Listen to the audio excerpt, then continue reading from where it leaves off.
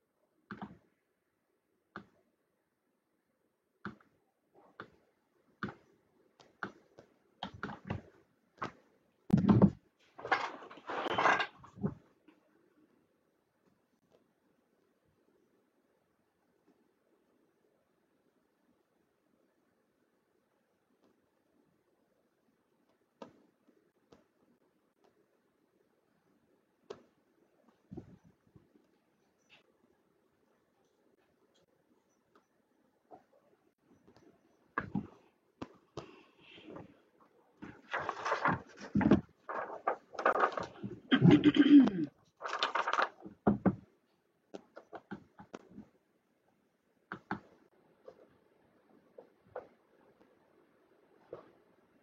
evening. My name is Amy Anderson. We're going to spend a couple minutes here just making sure that all the audio and video is working.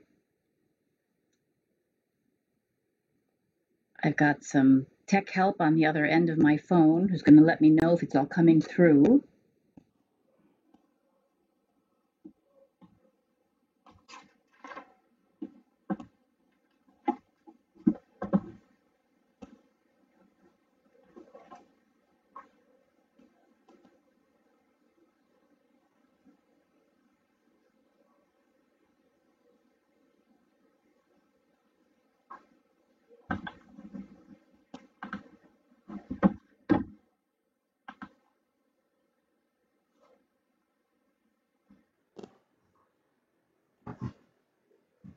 Good evening. My name is Amy Anderson. I'm the Executive Director of the YMCA Center for Youth Voice. We're going to spend just a minute or two here making sure that everyone can hear and see. I've got some tech support working with me on the other end. That sounding better? This is going to be an interesting evening, talking to myself in a room and not knowing who's watching or how many people are watching or if there's questions. I like to read faces, so bear with me. This is going to be a little bit of an adventure, I think, certainly on my end. We do have the ability for you to put questions in the chat. I think if you look at the top of the YouTube channel, there's a place to put your chat questions, and I will do my best to watch for those and answer those along the way. And I'll certainly take time at the end to answer any questions that we haven't gotten to. I'm getting a thumbs up from my tech support, so I'm assuming that everything is going well and you can hear me. Again, thank you for inviting me tonight. It's a pleasure to be here. I can't really start without at least acknowledging Judy Harris, who is a good family friend of mine, of ours, of my family growing up, who is now one of your league members in Ripon and has had a great influence in my life and continues to be an influence in terms of the kind of retirement that I would hope to do, staying involved and staying engaged in the kinds of causes that make a difference and that we feel strongly about. So thanks to Judy for that and for inviting me. I'm going to do a little flipping back and forth between a PowerPoint presentation with some images and facts and words, and then I'm going to come back on the screen and we'll watch comments as they come in, like I said. So we'll just do our best here and see how it goes.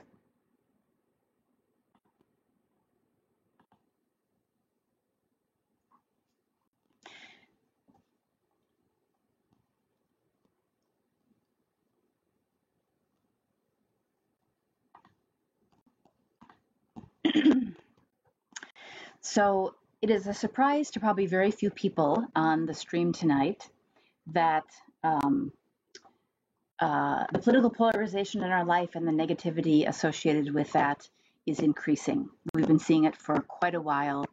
Most of us feel it in the environments that we find ourselves in how when we're talking to friends and family, things just feel a little bit more tense. Sometimes we can put our finger on what's causing it and sometimes we can't.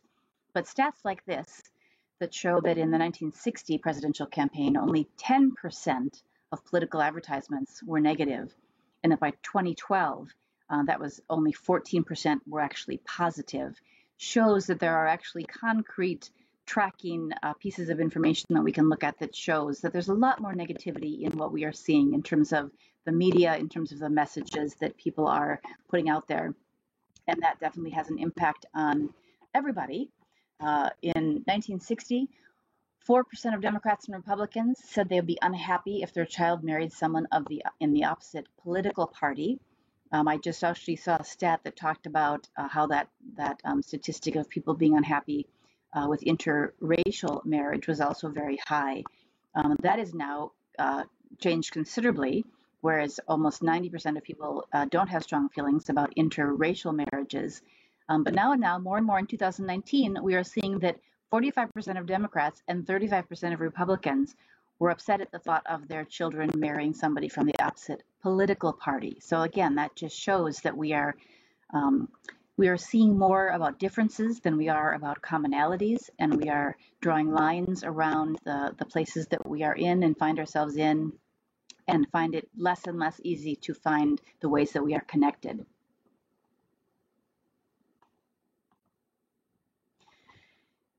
This is a fun little stat. This just came out actually a couple of months ago. Actual research that showed that since 2016, people who traveled for Thanksgiving to an area with the opposite political leanings to their own spent less time, actually up to 1 less hour at their Thanksgiving than people who did not travel across those party lines. So, again, we're seeing these things, we feel these things. This is not a surprise to anybody. But when we start seeing statistics that can bear out this information, it's been another cause sort of for alarm and for recognition that we are in a challenging environment.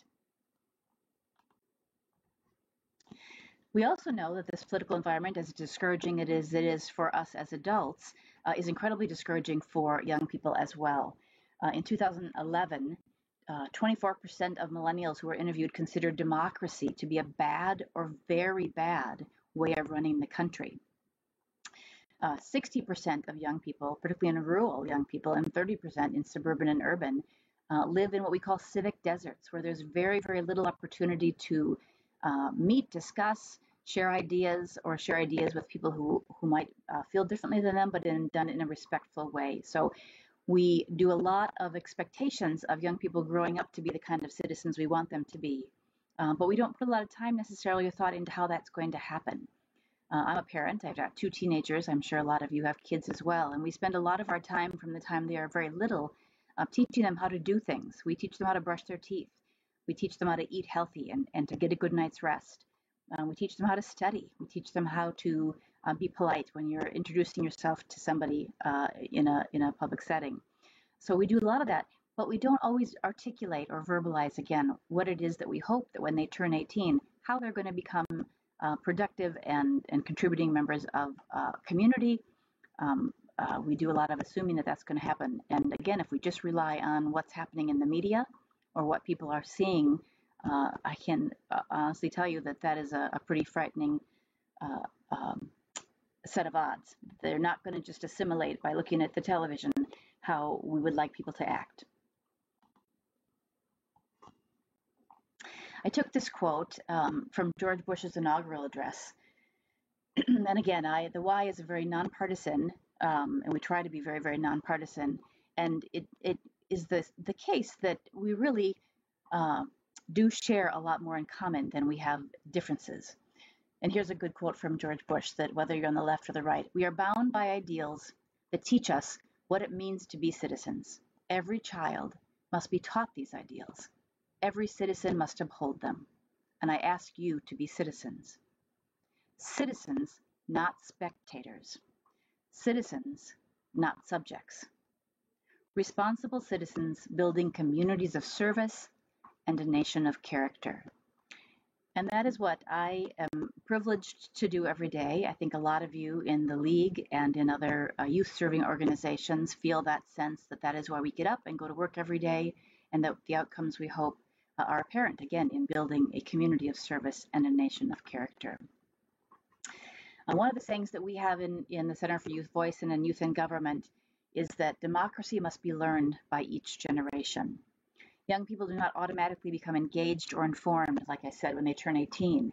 We expect that people are going to start to vote, and we wonder why young people don't vote, and then we have to admit that we've never really taught them how to vote. Our ability, we know this from research, to participate, and our desire to participate in society, or really any activity, depends on our experiences or lack thereof, as well as implicit or explicit messages that shape whether we believe that our participation is valid and valued, and that change is possible. So I really believe, and I think you probably share this with me, that we have a responsibility and a role to ensure that young people are prepared to contribute to the civic and political lives of their communities. I mentioned that I'm fortunate every day to be able to get up and run a slew of programs that focus exactly on doing that, developing cause-driven leaders through programs and experiences that build civic skills, character, and confidence. That's the mission that we strive to uphold. We offer year-round opportunities to engage in both low-intensity and high-intensity programs. We're going to talk about those a little bit, and especially some of the ones that we can have a connection with together. We are radically nonpartisan and welcome to students of all backgrounds, opinions, and parts of our state, and I'll tease a little bit, and your state as well, coming to you soon. And we lead into school and community partnerships to strengthen and expand our programming. We know that the Ys can't do everything.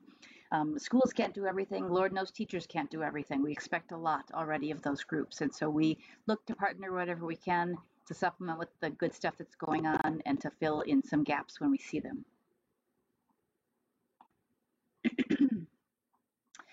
So we like to do this in 3 different ways. We like to talk about clearing a path for young people to developing and using their voice, to take actions on issues that matter to them. We host one program called Youth Day at the Capitol, where we invite hundreds of young people to come down, and we do not tell them what to advocate for.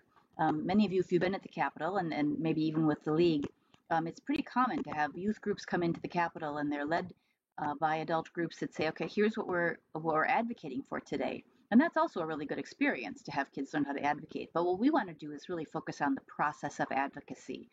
So we have student-led trainings in the morning that teach kids how to be a successful and effective advocate. And then we set up one-on-one meetings with their own local legislators.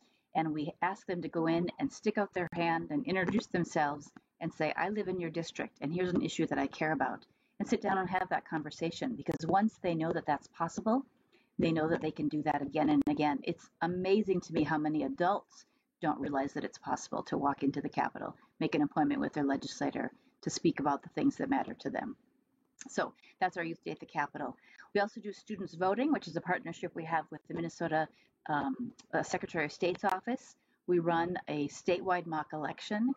In 2020, we had over 250,000 students signed up. We did not get to pull that off with the COVID decline, and so we ended up having about 100,000 students actually participating in our voting. But our goal is to have every school, every young person have the opportunity to do a mock election in their school. We encourage schools to set up polling places. And we sometimes partner with leagues of women voters. We sometimes partner with PTAs or older students as election judges. And the students get to come into the cafeteria or the media center or the front lobby and check off their name and grab a ballot and go behind a privacy screen and vote for a slate of candidates that mirrors their local slate of candidates in their community, and then put their ballot into a voting machine to have it counted and displayed at the end of the day when the rest of the state's tallies are done. So again, we really believe that practicing civics is the best way to learn civics.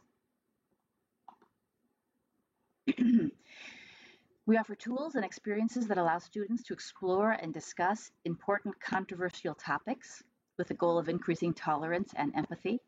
We have a program that is the Conference on National Affairs, where kids from all over the country, all 50 states, come to Washington, D.C. in the summertime and have deep and rich and sometimes contentious conversations, but do so in a way that is respectful and interested in learning as opposed to just getting their point across.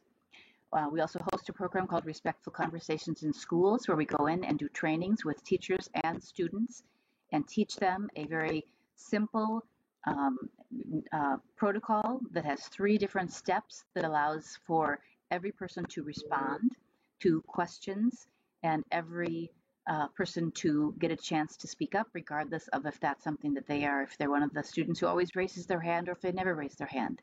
The protocol itself supports every student being heard. And it also supports asking questions of genuine interest, because we know that we all know, if we're parents or if we're anybody, we've all done that where we've asked a question where we kind of already know the answer a little bit. A question of genuine interest is one where we're really looking to hear and find out something different or find out something about somebody. So we teach kids that skill. What does a question of genuine interest sound like? What is the goal of a question of genuine interest versus a question that we already know the answer to? And how do we make sure that we can continue to engage people in a way that is conveying to them that we have an interest in what they're saying and their story and their lived experience, because that's the way that we learn about our own, broaden our own perspectives.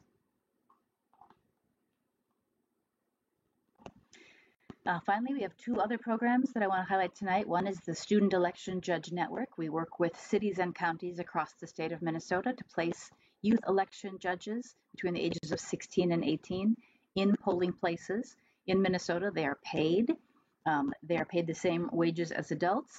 And our job is really to make the connections between the students and the high schools and the election offices. When we got into this business about 4 years ago, we heard from the schools that they didn't know where to look or where to find information, and we heard from the election offices that no one was really interested, that they had tried. So we work really hard to make those connections, to get the kids involved and to get them feeling and experiencing and living what it's like to be in a polling place on election day. The last program that I want to just mention is Youth in Government. I'm going to go into that a little bit more in depth here just for a few minutes. And the reason behind that is that it is our marquee program. We have about 1,600 kids in Youth in Government every year that come to the Capitol and that learn all about government and how to be in government. But the exciting news for tonight is that as of a couple weeks ago, the Center for Youth Voice has taken over, not taken over, that's terrible sounding. We have partnered with the Wisconsin Alliance of WISE to help run Youth in Government in Wisconsin as well. So we are busily trying to work with the different WISE who've been working on Youth in Government in the past to help stabilize that program a little bit and grow it, which is what I'm going to make an ask of you all in by the end of the conversation here, how you can help us do that. So Youth in Government is an immersive multi-day conference at the State Capitol Complex. In Minnesota, that means St. Paul. In Wisconsin, that means Madison. Started in 1946. So this year we mark our 75th anniversary, and we're going to be celebrating with a big party next June of 2022. Students can choose to serve as legislators, judges, attorneys, lobbyists, cabinet members, and media representatives. Literally what happens is that these kids, the grown-up adult legislators, move out of the Capitol on a Wednesday evening, and the kids, all 1,600 of them, move into the Capitol on Thursday and spend Thursday, Friday, Saturday, and Sunday morning running a mock government in all of the roles, using all of the roles, sitting in the desks, walking the halls, using the same microphones to feel what it's like to run a government. The delegations, which are most often school-based, work together in the fall to prepare materials for their program areas. They listen to speakers and practice all of their presentation skills to get ready to come down to the Capitol and the conference, which is sort of the end and the culmination of all that preparation. This is a picture of the young people sitting in the chamber, the Senate chamber in Minnesota. And I will tell you that I was not familiar with this program before coming on board to the Y, and soon after the 2016 election, I was actually feeling pretty low about the future of our democracy. And part of that was the election itself, and part of that was just the process and how demoralized so many people felt, and how beat up and how tired, just that it was so negative, especially toward the end. And I was invited to come see and to stand and watch the Youth in Government kids. And I walked in and saw these kids taking this issue seriously, debating and discussing, disagreeing, coming to compromise, standing up, making proposals for laws that they felt strongly about. And I just thought, it's going to be okay. It's really going to be okay. And the kids today are really highly motivated and highly engaged in a way that I don't think even when I was young. I loved current events, and I would have loved a program like Youth in Government. I didn't participate in a program like that, but seeing these kids and recognizing that we're seeing examples of kids all over getting involved in a very deep, meaningful level to make change and to make the change that they want to see was really a turning point for me, and a moment of realizing that this really could be the work that I could support the rest of my life. I mentioned we have 1,600 kids. Here is the judicial court sitting up to start their first hearing. So why do kids join? I mean, I just told you why I thought it was really cool that they joined, but for kids that I've talked to and the kids that we see year in and year out, it gives them a chance to get engaged with the important issues that face our state, nation, and our world. They learn how government works in order to make change happen. We know better than others that it's all good and fun to stand up and yell or demand change, but until you know how the mechanisms work, who you need to talk to, how laws get made, how laws get changed, how laws get passed, how laws get implemented, all the different parties that come together. That's the first step in learning how to really make change. They also get to meet students with similar interests from all over the state. We really do welcome students from all backgrounds, opinions, and regions of the state. We find that this is not a program for every single kid. You know, some kids love soccer. My son loves soccer, and now he loves spike ball. If you don't know about spike ball, it's a little, we can go into that later, but it's a game that's taken the college campuses by storm, and that's, you know, his passion. For some kids, youth in government or change making or current events is their passion. And so when they come to these conferences and find other kids like them, they sort of feel like they've found a home.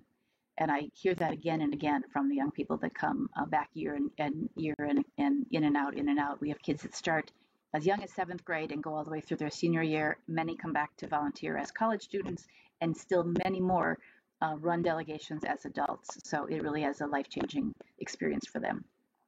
And they get to practice leadership and civic skills in an authentic setting. I think that's important.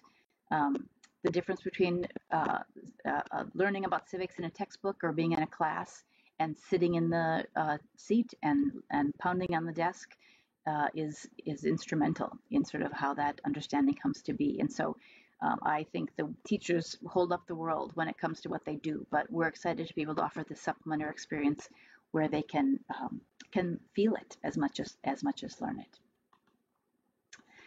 So if you look closely at this is the group of kids in the Madison State Capitol.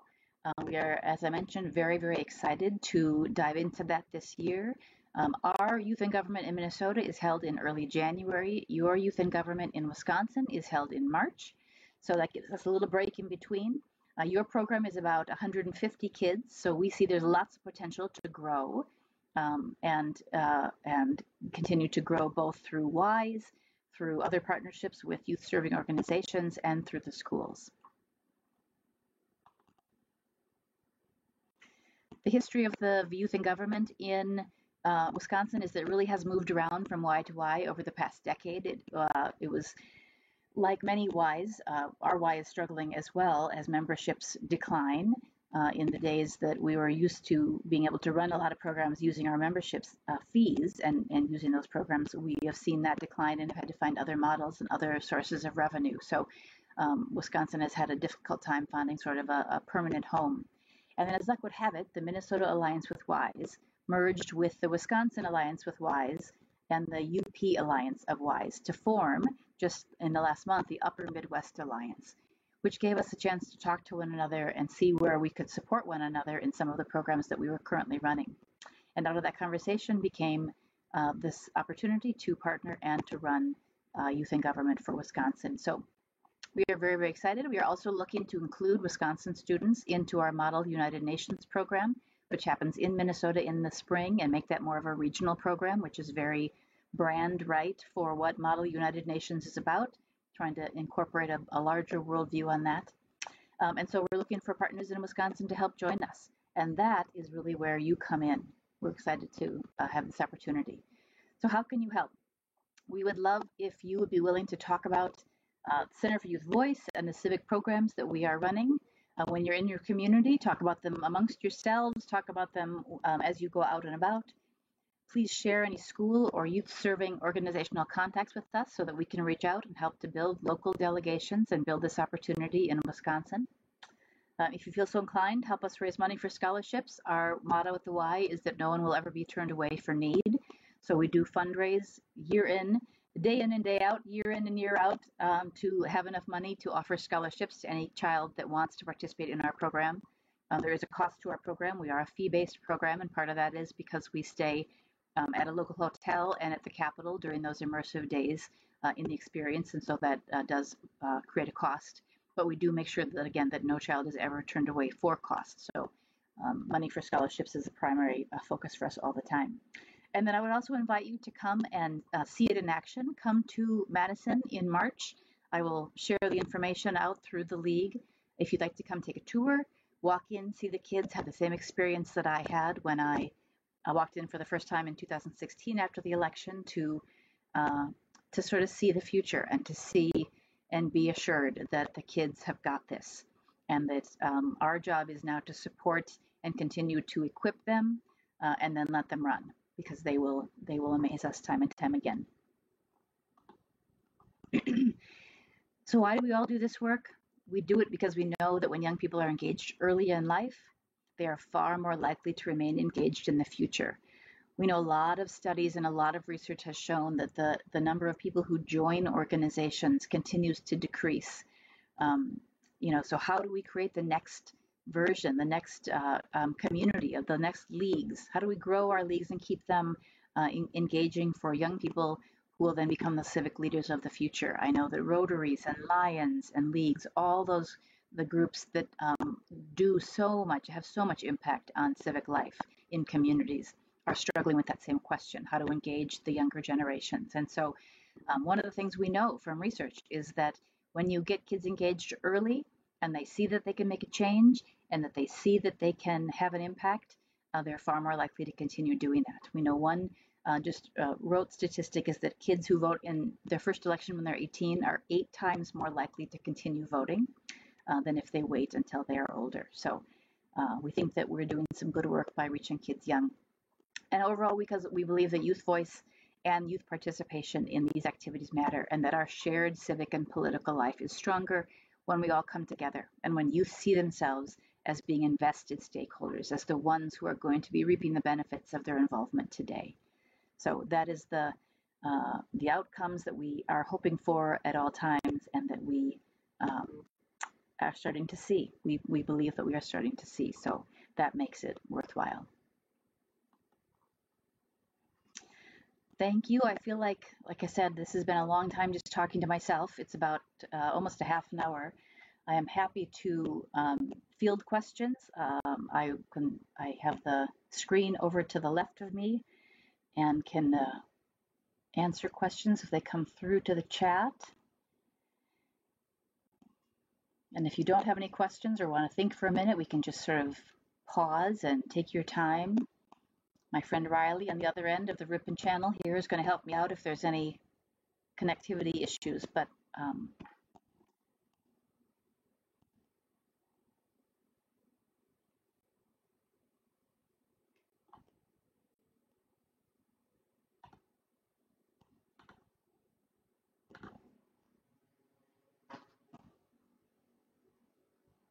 here's me again. Nice to see you all again.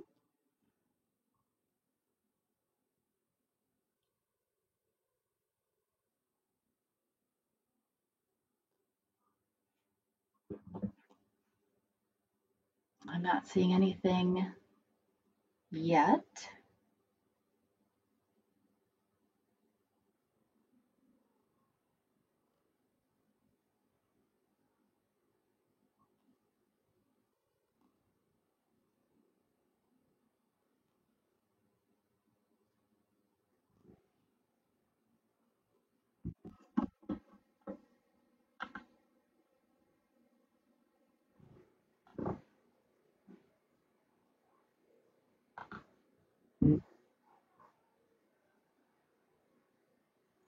Oh, we have one question.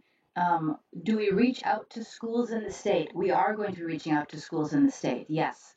In Wisconsin, I'm assuming you're meaning Wisconsin. We do reach out, and we are going to continue to reach out. Right now, we've actually just started our reaching out to Minnesota schools as they got back into session, because our conference is a little bit earlier. We're starting with Minnesota schools, but we will be doing the same process. We do have a dedicated person whose job is outreach into the schools. So again, any contacts you have or connections, we do tend to start and work through social studies programs. We work through principals, and then we work even better through people who introduce us to people, because that's often a softer door opening. So that will definitely be on our to-do list in about a month, probably.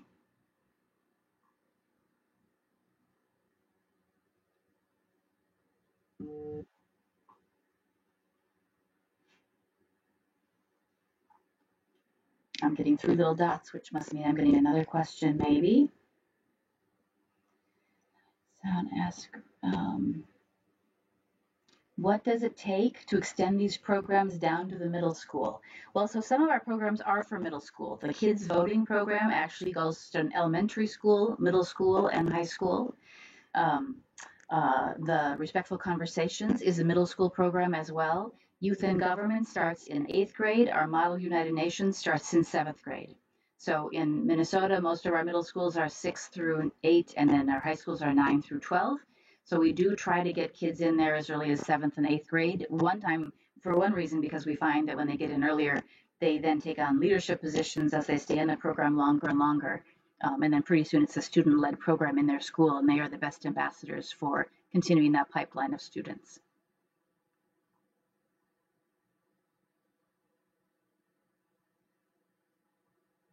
There really are no barriers to our ability to deliver civic programs. Again, if there's an interested person, and whether that's a student, a parent, or a teacher, or a principal, or a school board member, if there is interest, we go where the energy is. So we will work with that school to find a program that meets what they're looking to do.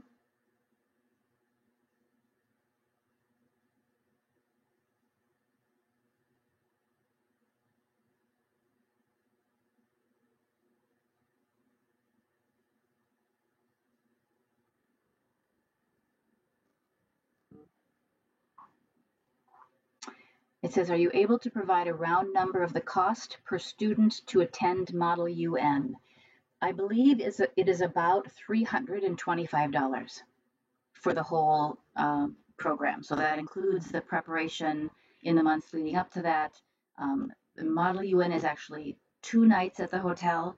No, let's see, Thursday, Friday, Saturday. Yeah, Model UN is 2 nights at the hotel. Youth in Government is 3 nights at the hotel. So that $300 is all of the preparation as well as the nights at the hotel for the conference.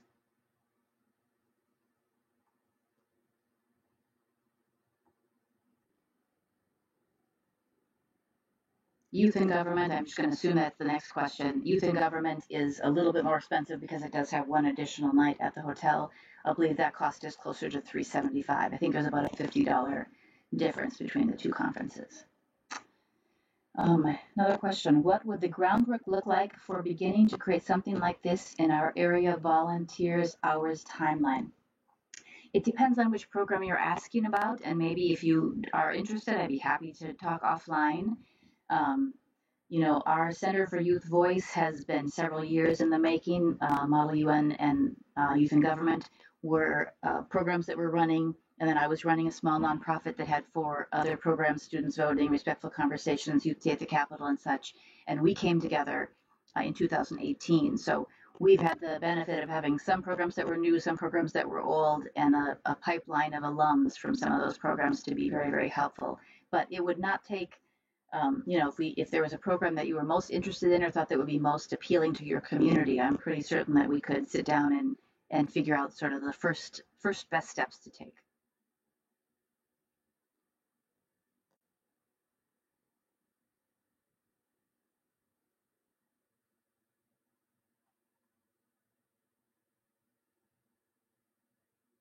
We would certainly also be excited to work with you on a mock election. I know that's certainly brand right or in the wheelhouse of the League of Women Voters. So maybe as we're getting close to the gubernatorial election in 2022, there's a way we could work together to help staff some mock elections in the schools or for the leagues to be able to work as volunteers to help provide some of those authentic kind of voting experiences for young kids. I will tell you, it is well worth an afternoon to show up and watch these kids vote, get their sticker, walk away with their chests all puffed out and pretty proud. And what we see actually is that some voting programs in the 80s, kids voting actually, which we did work with, was all about having parents bring their kids to the polls, which is a great program. What we find now is that fewer and fewer parents are going to the polls, and as some who can't vote or some who choose not to vote. And so this way, we give every child the chance to vote. And sometimes they then go home and say, hey, I voted today. Are you going to go vote? So it's a nice way to kind of turn that on its head and have the kids encouraging the parents to get out and do their civic duty because the kids have had the opportunity to do so. So we see that both in low voting turnout representative communities as well as immigrant communities where voting still seems very mysterious or difficult. So having the kids to encourage and help the parents has gone a long way.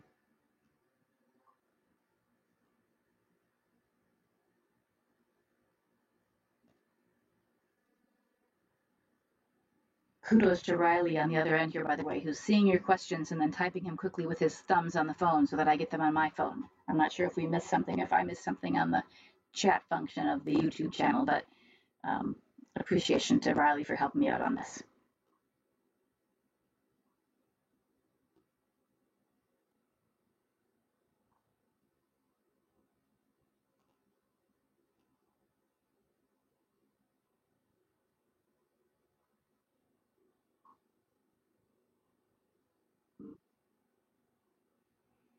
Can you elaborate on the language of civic deserts and how that might relate to food deserts?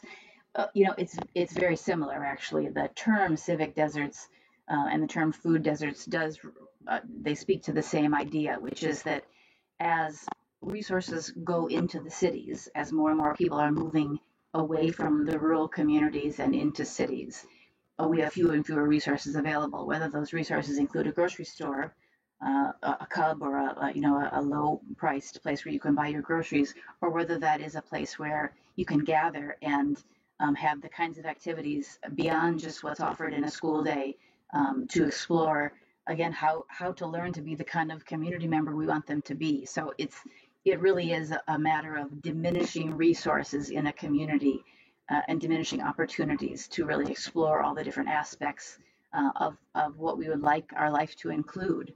And as those resources become slimmer, it just becomes more and more difficult to expand anyone's ability to connect with things outside of what is kind of in their own little area.